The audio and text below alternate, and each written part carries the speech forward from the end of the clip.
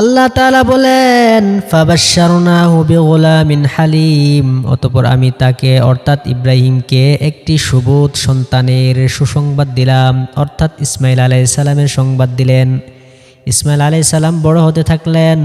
ফালাম্মা বালাগা মাহুস সাই, যখন ইসমাইল আলাইহিস সালাম ইব্রাহিম আলাইহিস সালামের সাথে ছোটাছুটির বয়সে পৌঁছলেন, অর্থাৎ দৌড়াদৌড়ি করতে পারেন, এদিক সেদিক যাইতে পারেন, আল্লাহ ওই সময় হযরত ইব্রাহিম আলাইহিস সালামকে একটা স্বপ্ন দেখাইলেন।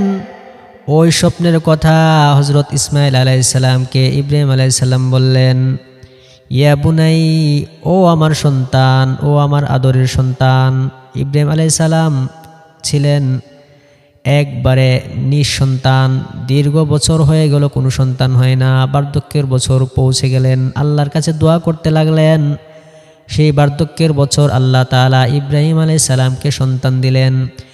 এই জন্য সন্তানকে অনেক মহব্বত করতেন। এই কারণেই বলেন, ইয়া বুনাই, ও আমার সন্তান, ইন্নী আরা ফিল মানাম, অবশ্যই আমি স্বপ্নে দেখেছি, আন্নী আযবাহুকা ফানজুর মাযা তারা, আমি তোমাকে জবাই করতে, সুতরাং তোমার কি অভিমত।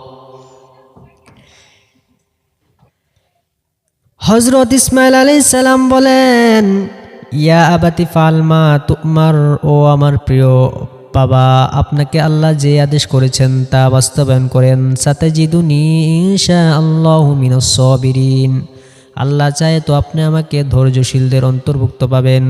আমি আপনার কথা অমান্য করব না, আল্লাহর আদেশও আমি অমান্য করব না, কারণ আপনি যে স্বপ্ন দেখেছেন সেইটা আল্লাহর আদেশ। নবীগণ কখনো মিথ্যা স্বপ্ন দেখতে পারে না। এই জন্য উনি সমর্পণ হয়ে গেলেন বাবার সাথে।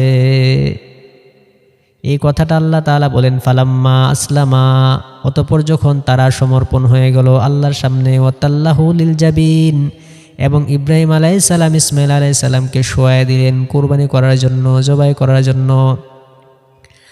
আল্লাহ তাআলা তখন ডাক দিলেন, ফানাদাইনা আইয়া ইব্রাহিম, অতঃপর আমি তাকে ডাক দিলাম, ও ইব্রাহিম, কদ সাদ্দাকতার রুইয়া, অবশ্যই তুমি স্বপ্ন বাস্তবায়ন করেছ, ইন্না কাযালিকা নাজিজিল মুহসিনিন, আর এইভাবে আমি মুহসিনিনদেরকে প্রতিদান দিয়ে থাকি, অর্থাৎ যারা আমার আদেশ পালন করে, যারা আমার হুকুম পালন করে, আমি তাদেরকে প্রতিদান দিয়ে থাকি।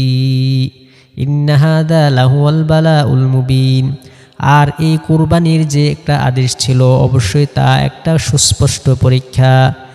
ফাফাদাইনাহু বিযিবহিন আযীম, অতঃপর আমি তাকে একটা বিরাট জবে দিলাম, অর্থাৎ প্রাণী দিলাম। ইব্রাহিম আলাইহিস সালাম যখন ইসমাইল আলাইহিস সালামকে কুরবানি করতে শুরু করলেন, কিন্তু ওনার গলা কাটে না, ছুরি তো অনেক ধার, কেন কাটে না? আল্লাহ তাআলা তখন ওই জায়গায় দুম্বা পাঠাইয়া দিলেন।